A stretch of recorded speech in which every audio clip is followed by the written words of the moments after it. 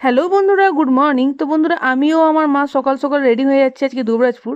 তো দুবরাজপুর কি কারণে জন্য যাচ্ছি সেটা তোমরা ব্লগের শেষে বুঝতে পারবে। তো চলো যাওয়া যাক। তো এখন আমিও আমার মা চলে এসেছি আমার বেস্ট ফ্রেন্ডের বাড়ি, মানে যে সাথীদের বাড়ি। তো সাথীর আজকে রেজিস্ট্রি মেয়ে আছে, সেইখানে সাথীদের বাড়ি আমি এসেছি। তো দেখতেই পাচ্ছ খুব জোর কদমে এখন রান্না বান্নার কাজ চলছে। এদিকে সাথী আর জিজু দুজন মিলে ব্রেকফাস্ট করতে বসে গেছে। তো সাথী খাচ্ছিল না, কিন্তু জিজুকে জোর করে খাই দিচ্ছিল। তো খুবই কিউট ছিল মোমেন্টটা। তারপর আমরা চলে গেছিলাম তোমার গাড়ি করে রেজিস্ট্রি অফিস। তো আজকে রেজিস্ট্রিটাও রেজিস্ট্রি অফিসে হবে, তারপর যা আর সব বাকি সেলিব্রেশন সব বাড়িতে হবে। তো চলো প্রথমে তোমার রেজিস্ট্রি অফিস যাওয়া যাক। তো এখন আমরা দুর্গাপুর ম্যারেজ রেজিস্ট্রি অফিস চলে এসেছি। তো এখানে সব ফর্মালিটিগুলো পূরণ হবে। তারপর ম্যারেজ রেজিস্টার অফিসে ওরা সব এক এক করে ফর্মালিটিসগুলো পূরণ করে, সই সাবুত যতগুলো দরকার ছিল, তারপর সাক্ষী টাক্ষী সবার সঙ্গে ছবি টবি তোলা, সাক্ষী সাইন করা, আরও অনেক রকম ব্যাপার ছিল, সেগুলো সব করে ওরা। আর বিবাহ রেজিস্ট্রি অফিসে খুব সুন্দরভাবে রেজিস্ট্রিটা কমপ্লিট হয়। আর আমি চাইবো ওর সারা জীবন যেন হাসি খুশি থাকে, খুব ভালো কাটে।